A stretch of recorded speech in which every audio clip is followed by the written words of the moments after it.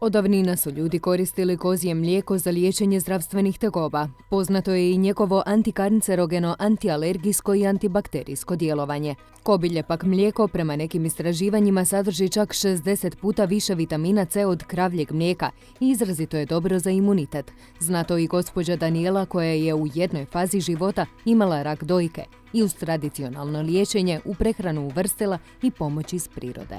Kada čovjek se tako razboli i kada ne zna više šta poduzeti i na koje načine poboljšati svoje zdravstveno stanje, ja sam imala priliku piti jako velike količine kozjeg mlijeka, koje usput uopće ne volim piti, nisam voljela piti, presnažno je.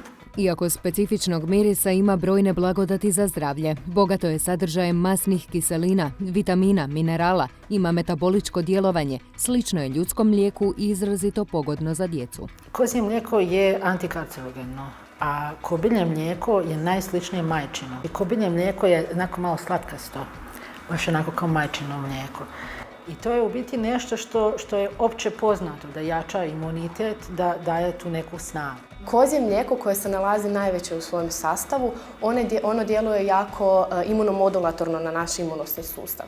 Zapravo ono nosi imunoglobuline i podiže imunitet organizma. Kobilje mlijeko djeluje kao jako dobar anti-aging preparat, a zapravo svjesni smo da jednim tim starenjem kreću jedne mane organizma, mane isto tako imunosnog sustava. Gospođi Danijeli Svekrva je savjetovala da pije kozje i kobilje mlijeko kako bi ojačala imunitet nakon iscrpljujućih kemoterapija. Kako je te pripravke nosila svugdje sa sobom, sinula joj je ideja da bi ih mogla pretočiti u kapsule, zajedno s još 5 biljaka ljekovitih svojstava. Oni su stari, reći, farmeri ili poznaju taj svijet biljaka i mlijeka i sve, tako da to je to što je bilo u mojoj torbi, bočici, ja sam to pila tako, njene te pripravke. Međutim, evo, nekako smo na to prebacili u tabletu, stvarno je teško današnje moderno vrijeme.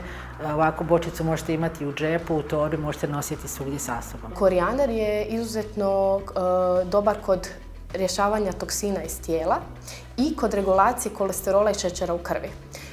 Zatim imamo matičnjak koji djeluje na smirivanje organizma, majčina dušica koja djeluje blagotvorno na bronhijalnu astmu, betonika koja je jako dobra za detoks tijela, njemu puno slušamo, ali zapravo nije ništa moderno. Jetra treba raditi svoje funkcije i tu je betonika upravo da pomogne tijelu da se stvarno svi organi djeluju na razini na kojoj oni trebaju djelovati kad su zdravi. Kobilje i kozje mlijeko dobro je i za suzbijanje bolesti dišnog sustava, bronhitis, jačanje pluća i suzbijanje alergija, a također nema negativne učinke na osobe alergične na laktozu. Stoga se preporučuje i djeci, a gospođa Daniela na tom području surađuje s dječjom bolnicom Srebrnjak. Sa dječjom bolnicom jako lijepo surađujemo i sa njihovim malim pacijentima. Tamo doktorica Turkalj je predivna žena i cijeli taj tim stručnjaka koji su tamo. I evo, s njima surađujemo na toj nekoj prevenciji alergije i njihovi mali pacijenti na kraju dana oni su bolje. Nema curenja nosa, nema pada imuniteta do herpesa, do afti koje se osobama znaju pojavljivati, ali isto tako dobivaju jednu snagu kroz dan.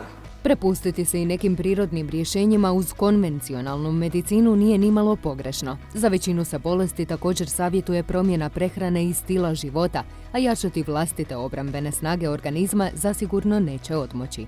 Uvrstiti kozje i kobilje mlijeko u plan prehrane također može biti jedna od opcija.